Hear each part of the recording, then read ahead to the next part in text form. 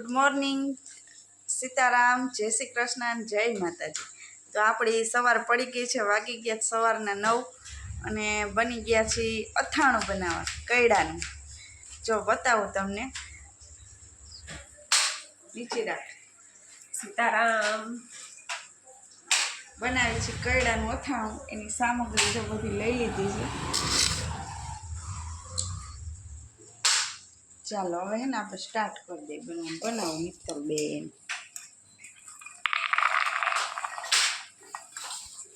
500 ગ્રામ કૈડા છે। હા દેખાય।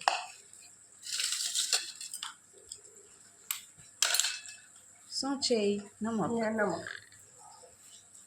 નમક વગર અથાણું ન સારું થાય, વધારે ચડિયાતું નાખવાનું, બરોબર ને? ચડિયાતું। હા હલ્દી બે જોઈએ, હલ્દી નખાય વધારે, હા સરસ થાય। નમક ચડિયાતું હોય તો મજા આવે। હા બેને મિક્સ કરી દે। ચમચી લઈને બેઠી હું જોઈએ? નહીં ચમચીએથી આને ઓકે।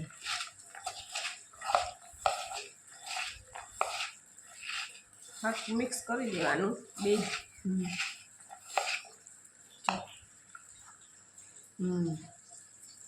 હવે એમાં ખટાશમાંથી આપણે કેરીનું પાણી તો નથી, પણ આપણે લીંબુ કરી નાખીએ। કેરીનું પાણી હોય પડ્યું હોય તો કેરીનું પાણી નાખવાનું, અથવા તો જો આ રીતે લીંબુનો રસ એડ કરી દેવાનો। મેં તો કર્યા છે। હા મિત્તલબેને હમણાં કર્યું થોડાક ટાઈમ પહેલાં, એટલે સરસ થયું। લીંબુ નાખીને જ કર્યું હતું એને। કા મિત્તલબેન? હા લીંબુ નાખીને।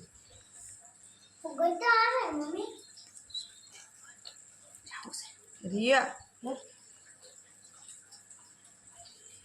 રિયો એની મમ્મીને પ્રદક્ષિણા કરે। હે રિયો?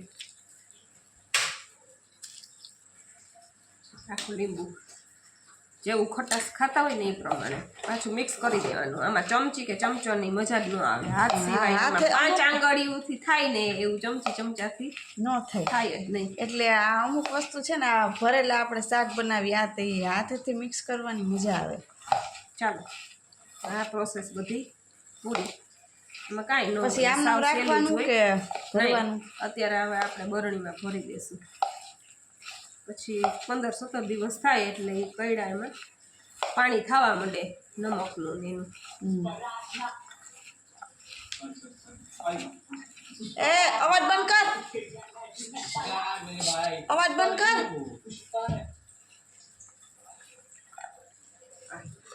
હવે આ બરણી મસ્ત મજાની ક્લીન એન્ડ ક્લિયર લઈ લીધી છે। થોડી વાર અવાજ ન કરતો માં દીકો જ કરજે। હવે એમાં આપણે આ રાખી દેવાનું। રિયો અવાજ ન કર,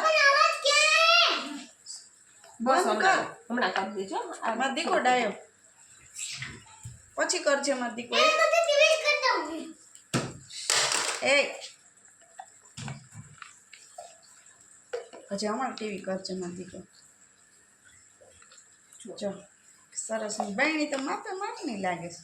500 ગ્રામ છે। અચ્છા રિયુ આવ્યો, રિયુ જો તે હાય ગુડ મોર્નિંગ, કેમ દીકો બોલ? અત્યારમાં ભાઈ મીઠા હોય ને એટલે મૂળ હોય। હા થઈ ગયું, ઢક્કણ ઢક દો।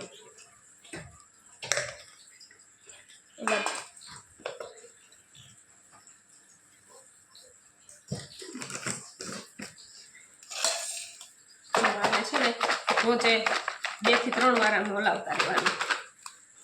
નમક છે ને એ ઓગળે। રેડી કૈડાનું અથાણું। અને આ જો પાકેલા હતા ને થોડાક કાઢી નાખ્યા હતા, આવા લાલ સાફ કરવા પડે પહેલા, સાફ કરવા, ધોવાના, આવા લાલ કાઢી। અને આપણે અવાજ થાય છે એટલે અહીંથી હું આખી વહી જાઉં છું। અને બીજું કારણ એ કે હું મિત્તલબેન તમે શું કહેતા હતા અથાણાનું, કે લગ્ન થયા હોય એનું હું તમે કહેતા હતા? હા હા મિત્તલબેન એમ કહેતા હતા। હા એ કે જ્યાં વર્ષે કોકના આપણા ઘરમાં પ્રસંગ આવ્યો હોય ને ત્યારે ન કરાય અથાણા, એમ કે એટલે મિત્તલબેન કે ઈ કરાય ન કરાય વાત સાચી, પણ જે તેલ મસાલાવાળા હોય ને એવા અથાણા ન કરાય.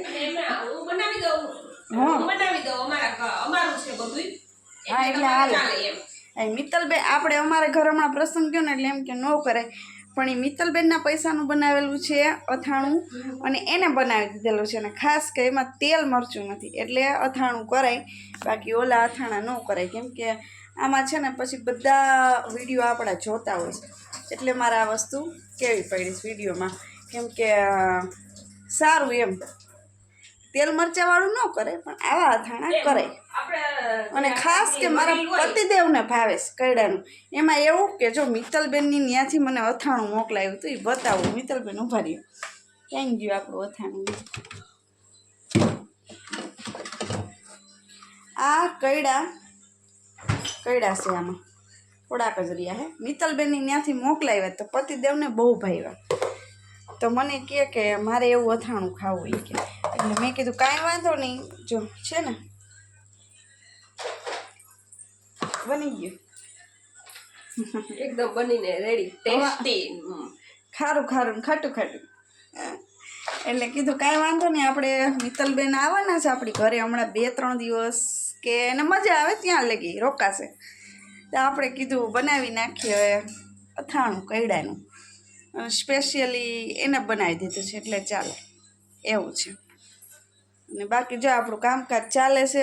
હજી તો શું કે વાસણ ને બધું ગેંડીમાં પડ્યું કામ ચાલે છે. કા મિત્તલબેન? હજી રૂટીન કામ ચાલુ છે. રૂટીન કામ ચાલુ છે અમારું. પછી મોર્નિંગ થઈ છે. પછી અમારે જવું છે બહાર, પણ આ ઝરફરિયું બહાર ભીનું બધું થઈ ગયું છે ફળિયામાં, એટલે આ રીએ પછી પાછા પણ જાશું કાલની જેમ શોપિંગ કરવા માટે. જો તમને બતાવું, વરસાદ આવે છે,